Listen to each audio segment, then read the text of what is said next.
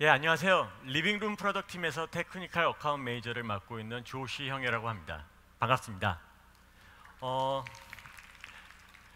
여러분들은 동영상이나 음악이나 게임 같은 디지털 콘텐츠를 주로 어떤 디바이스로 즐기고 계시나요? 아마도 대부분이 지금은 스마트폰이나 태블릿 같은 모바일 디바이스에서 사용을 많이 하고 계실 겁니다. 근데 왜 그럴까요? 뭐 손을 뻗치면 바로 보고 싶을 때 볼 수 있고 또 터치로 UX가 있기 때문에 너무나 간편하기 때문에 예전 10년 전처럼 뭐 데스크탑 PC나 랩탑으로 보는 일보다는 간편하게 모바일 디바이스로 보는 경우가 이제 많죠. 그런데 오늘은 그러한 장점들을 모두 갖고도 이제 집에 있는 아주 크고 화려한 그런 TV 스크린이나 또 집에 있는 값비싼 홈시터나 스피커에 연결해서 이러한 디지털 콘텐츠를 아주 손쉽게 사용할 수 있는 방법에 대해서 오늘 두 가지 제품을 소개해 드리려고 합니다. 그게 바로 구글 캐스트 제품들과 안드로이드 TV 제품들입니다. 지난 2년 동안 저희는 구글 캐스트라는 에코시스템을 거실 환경을 위해서 마련하고 있었습니다. 그래서 크게 두 가지 제품군이 있는데요. 하나는 크롬캐스트라고 하는 제품군이 있고 하나는 안드로이드 TV 제품군들이 있습니다. 크롬캐스트 제품에는 사용해 보셨으면 아시겠지만 크롬캐스트는 이제 동글 형태로 해서 TV HDMI 단자나 스피커에 오디오 인 단자에다가 연결을 하는 그런 장치가 되고요. 또 그 스피커에 아예 그런 구글 캐스트 기능이 내장되어 있는 하드웨어나 텔레비전에 그 구글 캐스트 기능이 내장된 그런 제품군들이 있습니다. 그와 반대로 안드로이드 TV는 구글 캐스트 기능이 기본적으로 빌트인으로 내장이 되어 있고 플러스 알파로 안드로이드의 모든 기능들을 퍼스트 스크린으로서 TV에서 즐길 수 있는 그런 제품군들이 되겠습니다. 그래서 오늘은 이 두 가지 제품군들에 대해서 설명을 드리도록 하고요. 저는 이제 주로 크롬캐스트나 구글 캐스트 관련된 거에 대해서 더 많은 설명을 드릴 것이고 이 다음 세션이 안드로이드 TV에서 안드로이드 앱을 어떻게 개발하면 되는 건지에 대한 더 자세한 세션이 있으니까 거기를 조금 더 또 경청해 주시기 바랍니다. 먼저 구글 캐스트의 특징에 대해서 설명드릴까 합니다. 가장 큰 특징은 따로 리모컨이 필요 없이 여러분들이 갖고 계시는 스마트폰이나 태블릿, 모바일 디바이스가 바로 TV 리모컨이 되어 원하는 비디오나 음악을 TV나 스피커에 바로 스트리밍을 시킬 수 있는 것입니다. 보통 집에는 보면은 뭐 여러 가지 리모컨들이 있잖아요. 그런데 이제 어디에 두었는지 찾기도 어려운데 스마트폰으로 컨트롤을 하기 때문에 뭐 스마트폰이 어디 있는지 모른다고 하면은 뭐 전화라도 하시면은 스마트폰 나오니까 그런 것들이 편하고 또 여러분들이 늘 쓰시던 그런 어플리케이션들을 그대로 UX를 사용을 해가지고 TV에다가 컨텐츠를 스트리밍 할 수 있기 때문에 굉장히 그런 그 러닝 커브가 완만하고 배우실 게 따로 없는 부분입니다. 그래서 굉장히 좋은 제품이고요. 그리고 저희가 지금 글로벌적으로는 2,500만 대의 크롬캐스트를 전 세계에 지금 판매하고 있습니다. 그리고 또 한 가지 구글 캐스트의 특징은 저희 구글이 제공하는 캐스트 앱이라는 것이 있습니다. 캐스트 앱이 하는 일은 처음에 이제 크롬캐스트를 구입을 하시면 크롬캐스트의 네트워크 설정을 한다거나 할 때도 쓰이지만 그 다음에 어떤 보고 싶은 콘텐츠들이 있는지에 대해서 음성 검색을 한다든지 맞춤 검색을 해주는 그런 기능들이 들어가고 있습니다. 그리고 또 다른 가장 큰 특징은 이건 구글이 만들었으니까 안드로이드에서만 되는 거 아니냐라는 오해를 하시는 분들이 간혹 계시는데 절대 그렇지 않습니다. 저희는 멀티 플랫폼을 지원을 해서 안드로이드는 물론 iOS, 윈도우, 맥OS, 크롬 노트북까지 물론 이 세 가지 PC 플랫폼에서는 크롬 브라우저를 사용한다는 전제지만 이렇게 다양한 멀티 플랫폼을 지원을 하고 있습니다. 한국에서는 2년 전 5월 달에 크롬캐스트가 첫 발매가 되었는데요. 여기 계신 분들은 다 한 번씩 사용해 보셨으리라고 생각이 들지만 혹시 사용해 보신 적이 없으신 분들을 위해서 간단하게 구글 캐스트가 어떻게 동작하는지 설명해 드리겠습니다. 여기 그림에서 보시는 것 같이 여러분들이 쓰시는 앱이 구글 캐스트를 지원을 한다고 하면은 보통 앱의 오른쪽 상단에 캐스트 버튼이 보입니다. 그 캐스트 버튼을 누르시면은 같은 와이파이 안에 접속되어 있는 크롬캐스트에 접속이 되고요. 거기서부터는 동영상이나 음악을 선택을 하면은 모바일에서 재생이 되는 것이 아니고 TV나 스피커에서 재생이 되게 됩니다. 아주 간단하게 사용할 수가 있는 제품이 되겠습니다. 이미 전 세계에 구글 캐스트 기능을 넣은 비디오나 음악이나 게임 앱들이 수천 개가 이미 나와 있습니다. 대표적인 앱들은 여러분들도 잘 아시는 넷플릭스나 스포티파이, 그리고 뭐 데일리모션, 그리고 저희 구글의 유튜브가 있고요. 한국에서도 굉장히 그 사용자층이 높은 비디오 앱들이 많이 지원을 하고 있습니다. 예를 들면 푹이나 또 어린이를 위한 뽀로로, 그 다음에 음악 스트리밍에서는 벅스, 그리고 엠넷 같은 앱들이 구글 캐스트를 지원을 하고 있습니다. 하지만 저희들은 아직도 배가 고픕니다. 그래서 여기 계신 분들이 개발하시고 계시는 컨텐츠 앱들이 아직 구글 캐스트를 지원하고 계시지 않다고 하면 꼭 이번에 오늘 세션을 듣고 얼마나 이게 개발하기가 쉬운지를 이해하시고 저희 구글 캐스트를 지원해 주시면 감사하겠습니다. 그런데 저희가 그 소프트웨어 앱만 지원하는 게 아니고요. 저희가 또 하드웨어를 지원하는 프로그램이 있습니다. 그래서 저희가 캐스트 기능이 처음에 2013년도에 나왔을 때는 크롬캐스트라는 구글에서 발매한 동글 모양의 스틱 형태의 디바이스에서만 구글 캐스트를 지원을 했지만 지금은 작년부터는 LG하고 소니에서 캐스트 기능을 구글 캐스트 기능이 내장된 스피커가 나왔고요. 올해부터는 구글 캐스트 기능이 내장된 TV가 미국에서 나오기 시작했습니다. 그 뜻은 따로 외장으로 크롬캐스트를 붙이지 않고도 디바이스 자체 안에 구글 캐스트 기능이 내장이 되어 있기 때문에 여러분들의 앱이 그 와이파이에서 그 디바이스를 찾았을 때 똑같은 방식으로 스피커나 텔레비전으로 직접 비디오를 스트리밍을 할 수 있다는 얘기입니다. 지금 여기에 보시는 이 브랜드들이 TV 브랜드들이고요. 이 브랜드들이 구글 캐스트를 지원하는 북미에서 제품들을 올해 안에 발매를 할 예정입니다. 특히 비지오의 경우에는 북미 시장에서 굉장히 마켓 쉐어가 큰데요. 4K 콘텐츠를 지원하는 첫 번째 구글 캐스트 제품으로 나오게 됩니다. 저희가 많은 앱과 하드웨어를 통해서 구글 캐스트 에코시스템을 굉장히 지금 확장을 하려고 노력을 하고 있고요. 그러면 앱을 개발하는 데 있어서 그럼 새로운 SDK가 얼마나 쉽게 예전에 비해서 개발하는 게 편해졌는지에 대해서 간단하게 좀 설명을 드리려고 합니다. 지금 딱 3주 전인 6월 28일에 새로운 SDK가 공개가 됐고요. 어떤 점들을 저희가 포커스를 했냐면 세 가지 점입니다. 하나는 유저가 사용을 했을 때 좀 더 일관성 있는 UX를 경험할 수 있도록 앱 개발사가 제공을 할 때 쉽게 제공할 수 있도록 저희가 SDK를 만들었고요. 그 다음에 개발 시간을 단축하려고 만들었고, 그 다음에 유지 보수가 쉽게 만들었습니다. 요 각각에 대해서 조금씩 더 설명을 드리도록 하겠습니다. 먼저 이 캐스트 SDK는 무료입니다. 오픈 API고요. 전혀 저희의 허가를 받아야 구글 캐스트의 기능을 여러분들의 앱에 넣을 수 있는 게 아니고 여러분들은 자유롭게 선택을 해가지고 구글 캐스트 앱 기능을 넣으시면 됩니다. 다만 $5의 그 초기 등록 비용이 들어가는 거는 있으니까 완전 무료는 아닌데 $5입니다. 평생 무료, 평생 $5고요. 그리고 여러분들의 앱에다가 넣는 거에 대해서는 전혀 자유인데 만약에 저희 쪽 페이지에 피처가 되시려고 하면은 저희 쪽에 QA를 검증을 받으셔야 됩니다. 약간 좀 저희 그 개발 사이트에 나와 있는 UX 가이드라인에 맞춰 가지고 그 부분을 좀 준수를 해주셔야 저희가 피처를 해드릴 수가 있고요.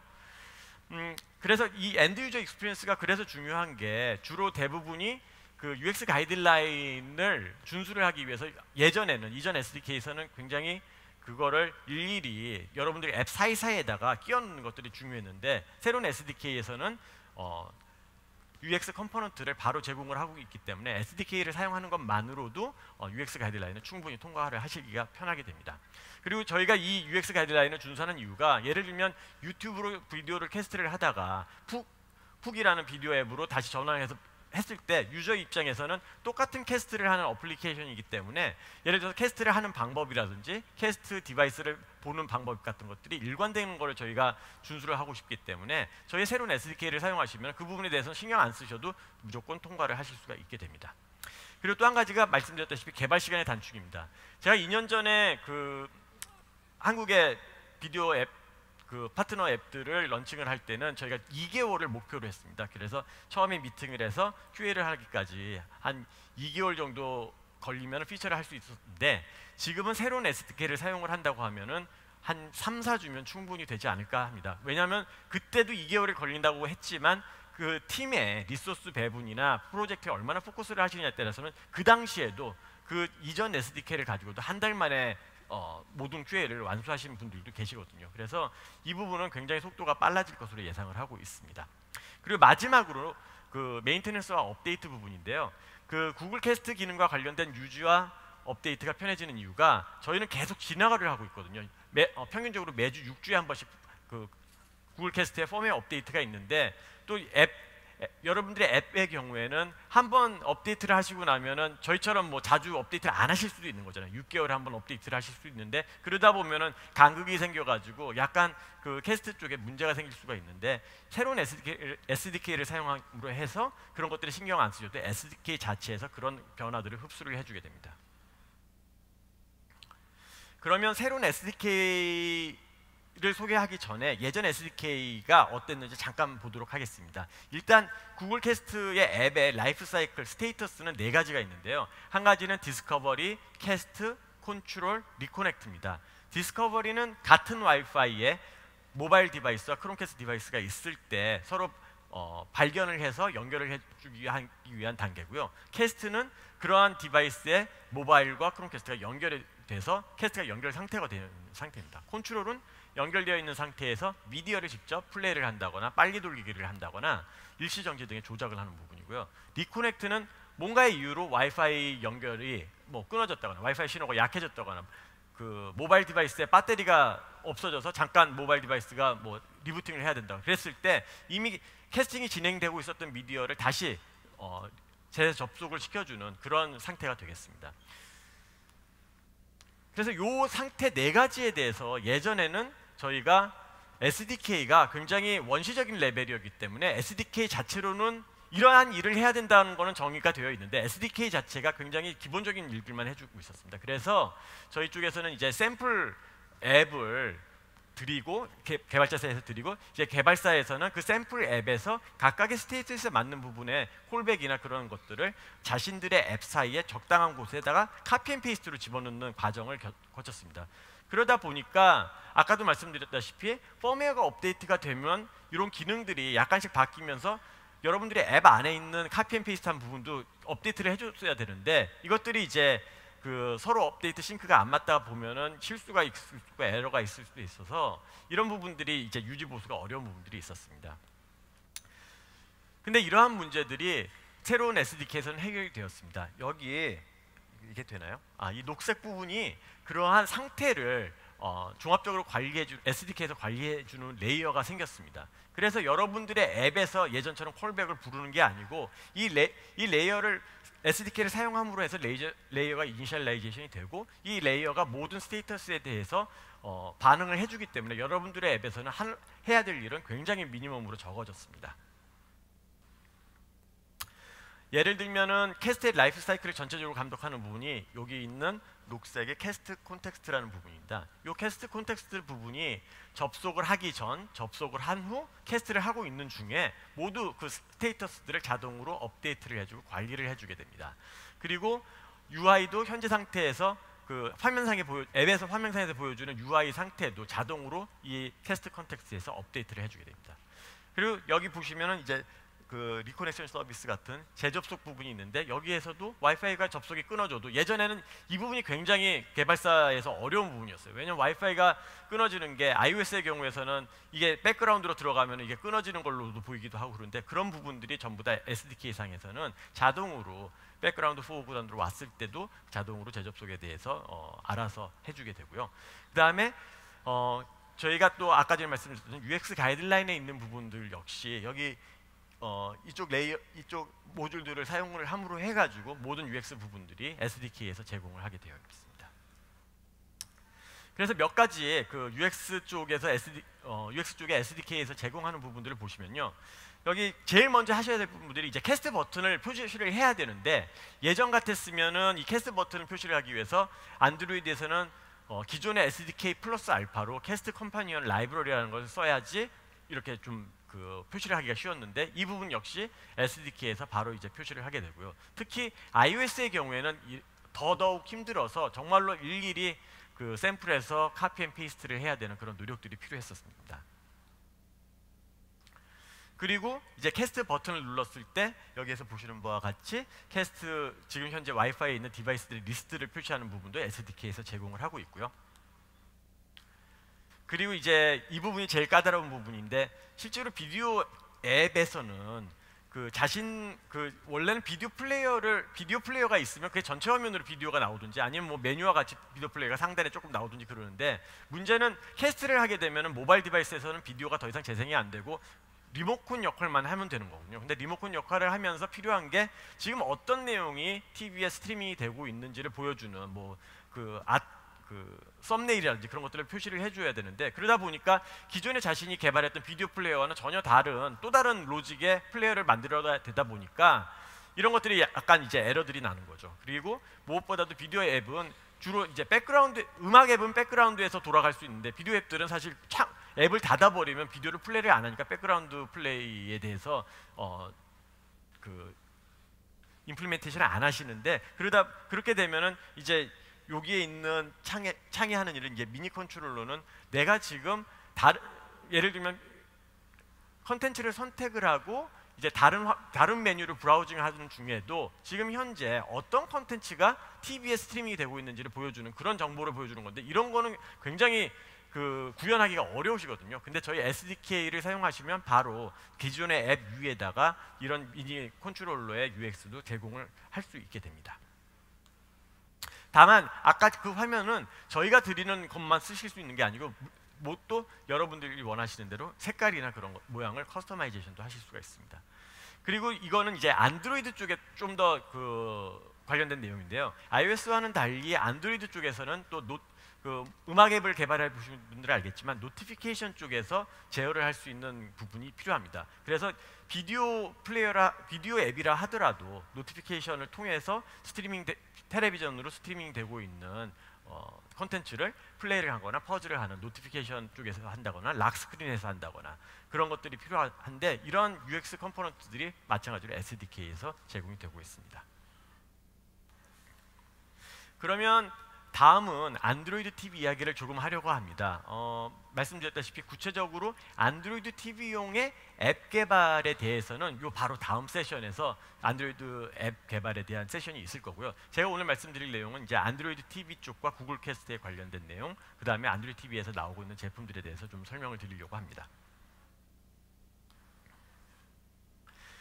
앞서 말씀드렸던 그 슬라이드에서 마찬가지로 구글 캐스트는 안드로이드 TV에 기본적으로 내장이 되어 있습니다. 그래서 크롬캐스트가 없다 하더라도 안드로이드 TV 단말이 있어도 크롬캐스트와 똑같이 모바일 디바이스를 통해 가지고 자신이 보고 싶은 동영상이나 음악이 텔레비전이나 스피커로 스트리밍이 되는 기능이 있습니다. 하지만 안드로이드 TV는 그것만 있는 게 아니죠. 왜냐하면 안드로이드의 모든 기능들이 텔레비전의 큰 스크린에서 사용할 수 있고 또 안드로이드 TV 플랫폼을 사용으로 해가지고 TV뿐만 아니라 셋탑박스나 게임 콘솔까지도 제품군이 확장되고 있습니다. 그리고 무엇보다도 안드로이드 TV는 그냥 안드로이드의 격가지가 아니고 에코시스템의 하나의 큰 축을 차지하고 있습니다. 보시는 바와 같이 안드로이드 웨어 쪽도 있고요. 그 다음에 안드로이드 오토 쪽도 있고 안드로이드 TV도 거기에 맞게끔 안드로이드의 풀 경험을 하기 위한 플랫폼이 되고 있습니다. 지금 안드로이드 TV의 경우에는 한국의 경우에는 LG U+의 IPTV 셋탑박스가 한국에서는 제일 많이 사용되고 있고요. 그래서 스마트 TV의 경우에는 외국 시장에서는 스마트 TV로도 지금 안드로이드 TV들이 많이 나와 있습니다. 그리고 셋탑박스 IPTV 쪽으로도 유럽이나 그런 아시아 쪽에서도 많이 사용이 되고 있고요. 그래서 모바일 화면에서 주로 보시던 그런 안드로이드를 한 3m 떨어져 있는 대형 TV 스크린에서 사용을 하기 편하게끔 만든 게 안드로이드 TV 플랫폼이 되겠습니다. 그래서 보시면은 지금 소니나 샤프나 필립스에서 만드는 스마트 TV들은 이미 안드로이드 TV 플랫폼을 채용을 했고요. 또 보시는 다른 브랜드들도 올해 안에 안드로이드 TV 플랫폼을 사용해서 나올 예정이 있습니다. 그리고 최근에 새롭게 참가한 파트너로는 여러분들도 잘 아시는 샤오미가 있습니다. 굉장히 코스트 퍼포먼스가 좋은 안드로이드 TV 디바이스를 내놨는데요. 기능이 어마어마합니다. VP9과 HEVC 60프레임 퍼 세컨드의 4K 컨텐츠를 아주 거뜬하게 디코딩해서 플레이를 할 수가 있고요. 그래서 이건 유튜브나 넷플릭스 4K 컨텐츠를 아주 스무스하게 재생을 하고 있습니다. 그리고 앞으로 있을 안드로이드 N 업그레이드에 맞춰서 안드로이드 TV도 N 업그레이드가 있는데요. 그때 되면은 HDR10 컨텐츠도 재생을 할 수 있게 됩니다. 비록 이게 북미 한정 발매기는 하지만 샤오미에 참가하는 안드로이드 TV 플랫폼이 잘 확장되고 있는 좋은 예인 것 같습니다.